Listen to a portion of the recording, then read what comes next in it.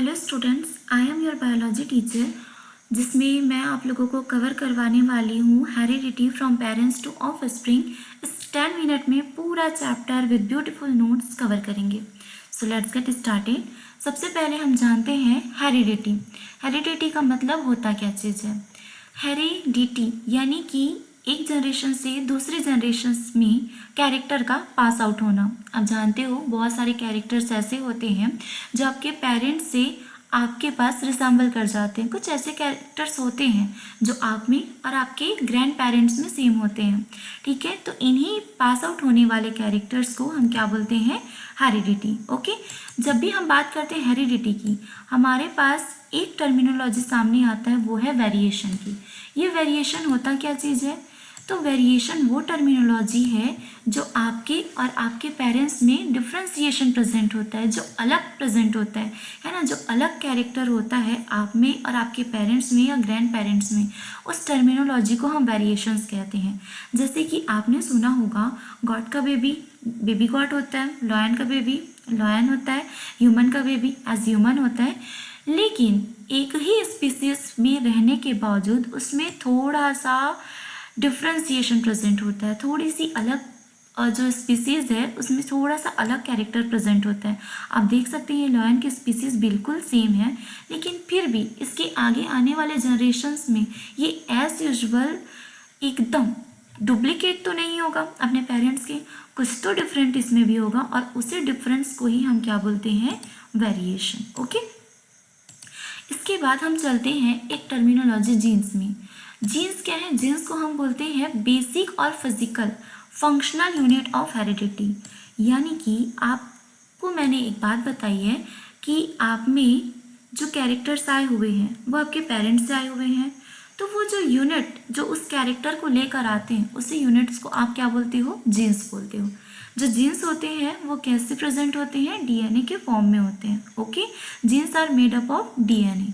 जो डीएनए होते हैं उसमें जीन्स होते हैं, प्रेजेंट होते हैं। ओके, अब जब भी हम बात करते हैं हेरिडिटी की, हमको याद आता है मेंडल का कंट्रीब्यूशन।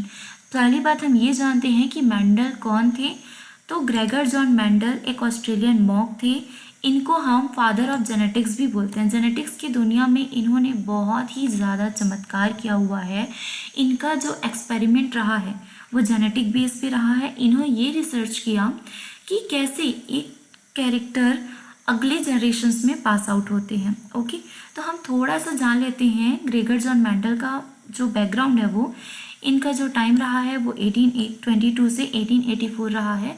इन्होंने प्लांट के हाइब्रिड्स पर एक्सपेरिमेंट किया। ओके, मेंडल्स हाइब्रिडाइजेशन के नाम से भी आप जानते हो। इन्होंने जो रिसर्च किया उनका रिसर्च क्राइटेरिया था पी का प्लांट। ओके, इन्होंने मटर के प्लांट पे अपना पूरा रिसर्च किया, नेचुरल हिस्ट्री दिया। इनका एक बुक भी पब्लिश्ड है। ठीक है, इन्होंने नेचुरल हिस्ट्री का अपना एक बुक भी पब्लिसाइज करवा दिया। अब हमारे पास जाने लायक बात ये होती है कि वाई पी प्लांट? इन्होंने अपने रिसर्च के लिए पी प्लांट को ही क्यों चुना? ये क्वेश्चन बहुत इंपॉर्टेंट है मेरे बच्चों, क्योंकि वाई पी प्लांट का क्वेश्चन आता है, ठीक है, बोर्ड्स में। तो अगर हम बात करें कि पी प्लांट ही क्यों, तो पी प्लांट में कुछ ऐसे वेरिएबिलिटी प्रेजेंस होती है। पी प्लांट में कुछ कॉन्ट्रास्टिंग ट्रेट होते हैं। अब what is mean of contrasting trait? ये कॉन्ट्रास्टिंग ट्रेट क्या होते हैं? ऐसे कैरेक्टर जो बिल्कुल एक दूसरे के अपोजिट होते हैं, और मटर के प्लांट में ऐसे ही कॉन्ट्रास्टिंग कैरेक्टर प्रेजेंट है। यदि हम बात करें उसके सीड की, तो आपने पी प्लांट तो देखा होगा, है ना, मटर कई बार खाया भी होगा। तो इसमें 2 टाइप्स के सीड आपको देखने को मिलेंगे, एक मिलेगा राउंड, दूसरा मिलेगा व्रिंकल। ओके, यदि आप कलर की बात करें तो इसमें मिलेगा येलो और ग्रीन कलर।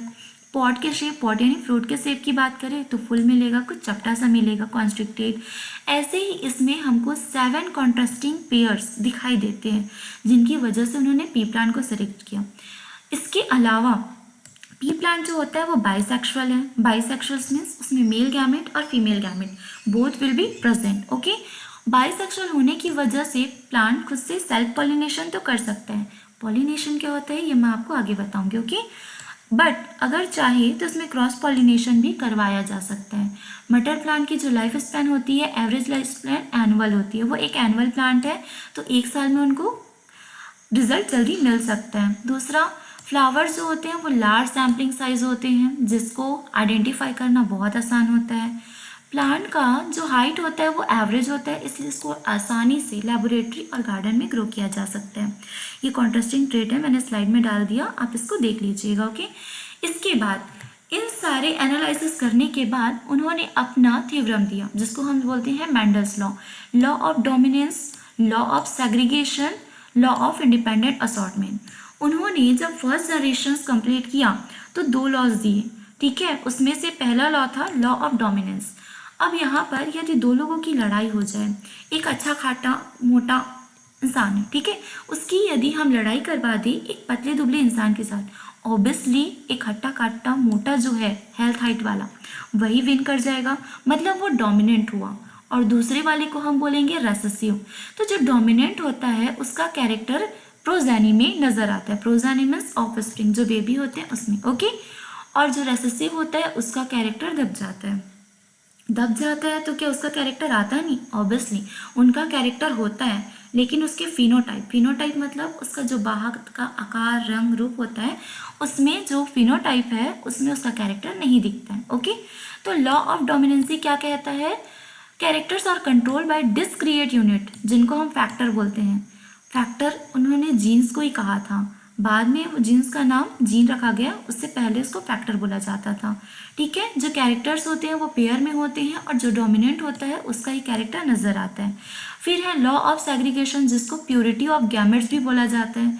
जब गैमेट्स आते हैं पेरेंट्स से प्रोजेनी में, तो यदि इसमें 2 गैमेट्स होते हैं, आप जानते हो XX और XY हमेशा 2 गैमेट्स होते हैं, तो जो 2 गैमेट्स होते हैं प्रोजेनी में, दोनों में से कोई भी गैमेट्स आ सकता है, वो डिपेंड नहीं करता किसी पर, ठीक है, वो इंडिपेंडेंटली क्या होता है, असॉर्ट होता है। तो इसको उन्होंने थर्ड लॉ पर दिया, लॉ ऑफ इंडिपेंडेंट असॉर्टमेंट। उन्होंने कहा जब गैमेट का सिलेक्शन होता है तो वो पेरेंट्स से गैमेट सेलेक्ट करने के लिए इंडिपेंडेंट होता है। जैसे कि यहाँ पर मैंने एक स्लाइड लगा दी है, मटर के लॉन्ग प्लांट, जिसको उन्होंने टॉल प्लांट को कहा कैपिटल C से, और शॉर्ट प्लांट को उन्होंने डिनोट किया है स्मॉल t से। तो उन्होंने 2 गैमेट निकाले वहाँ से, एक कैपिटल वाला और एक स्मॉल वाला। तो उन्होंने जब F1 जनरेशन यानी कि फर्स्ट फीलियल जनरेशन निकाला तो उसमें उन्होंने देखा हेट्रोजाइगस TT मिले। हेट्रोजाइगस यानी दोनों अलग अलग है ना, that is used heterozygous. Okay, तो हेट्रोजाइगस जो देखा उन्होंने तो उसमें उन्होंने पाया कि मटर के जो प्लांट थे वो सारे टॉल थे, यानी कि ये डोमिनेंट है और ये रेसेसिव है। तो इसमें जो फर्स्ट जनरेशन के ऑफस्प्रिंग आए उसमें उन्होंने देखा कि कैपिटल T वाले कैरेक्टर पास आउट हुए हैं, लेकिन जब उन्होंने जेनेटिक लेवल पर देखा तो उसमें क्या रेशियो था, 1:2:1 का, यानी कि फर्स्ट जो थे वो टॉल थे, जो 2 थे वो हाइब्रिड टॉल थे, और 1 जो थे वो क्या थे, डॉर्फ थे, यानी कि स्मॉल t वाला कैरेक्टर। लेकिन दिखने में सारे प्लांट्स कैसे थे, टॉल नेचर के थे। ये भी मैंने लगा दिया कि इंडिपेंडेंट असॉर्टमेंट को शो करता है कि वो किसी भी गैमेट को सेलेक्ट कर सकते हैं। फिर आते हैं हम पॉलिनेशन पर। पॉलिनेशन क्या होता है? ओके, हम बात करते हैं एक प्लांट की, ठीक है। एक प्लांट है, प्लांट में क्या होता है, फ्लावर होता है। यदि एक फ्लावर का जो एंथर है, एंथर क्या होता है, इसके ऊपर मैं आपको एक और वीडियो बनाकर दे दूंगी, एंथर स्टिग्मा, जिसमें हम फ्लावर को अच्छे से डिस्क्राइब करेंगे। ओके, पहले आप ये समझ जाइए कि इसका जो एंथर होता है उसका जो पॉलन यदि सेम प्लांट के सेम फ्लावर पर लैंड करता है, यानी कि मेल गैमेट अपने ही प्लांट के अपने ही फ्लावर पर क्या करेगा, लैंड करेगा, तब उसको आप बोलोगे सेल्फ पॉलिनेशन। और यदि अलग फ्लावर या एक ही प्लांट के दूसरे फ्लावर पर वो पॉलन स्टिग्मा पर लैंड करता है, तब आप इसको क्रॉस पॉलिनेशन बोलते हो। यानी कि मोटा मोटा हम ये बोल सकते हैं कि एंथर का स्टिग्मा पर लैंड होना, किसी फ्लावर का एंथर का यानी मेल गैमेट का फीमेल गैमेट पर लैंड होना ही क्या कहलाता है, पॉलिनेशन। ओके, अब यहाँ पर इस चैप्टर के हम दूसरे पार्ट पे चलते हैं, जो कि है सेक्स डिटर्मिनेशन। सेक्स डिटर्मिनेशन यानी कि हम बात करेंगे मेनली ह्यूमन की। अगर हम बात करें ह्यूमन की तो ह्यूमन में प्रेजेंट होते हैं 46 क्रोमोसोम, जो कि पेयर में होते हैं। 46 का पेयर यानी कि हम बात करेंगे 23। ओके, 23 पेयर्स होते हैं, टोटल 46 क्रोमोसोम होते हैं, जिसमें से जो 22 क्रोमोसोम होते हैं वो क्या होंगे, ऑटोसोम, और जो 1 क्रोमोसोम होंगे वो होंगे सेक्स क्रोमोसोम, और यही सेक्स क्रोमोसोम जो है बॉय और गर्ल को डिटरमाइन करता है कि होने वाली जो ऑफस्प्रिंग होगी वो मेल होगा या फीमेल होगा। इसको हम बोलते हैं, अगर मेल है तो एक्स वाई, यदि फीमेल है तो एक्स एक्स। यदि हम बात कर लें कि ये फादर है और ये है क्या, मदर। ओके, तो जब गैमेट सिलेक्शन होगा तो फादर के पास दो अलग अलग गैमेट है एक्स और वाई, मदर के पास सेम गैमेट है एक्स। तो जब गैमेट का सिलेक्शन होगा तो एक्स एक्स ये होने वाली जो बेबी है वो क्या होगी, फीमेल, और एक्स वाई होने वाला जो बेबी है ऑफस्प्रिंग है वो क्या होगा, मेल होगा। तो अभी के लिए सिर्फ इतना ही, मैंने कम से कम टाइम में इस पूरे चैप्टर को कवर अप किया है विद ब्यूटीफुल नोट्स। ये नोट्स आई होप आपके लिए बहुत ही यूज़फुल होगा। ओके, यदि आपको पसंद आया हो तो सब्सक्राइब कीजिए, लाइक कीजिए। Thank you so much.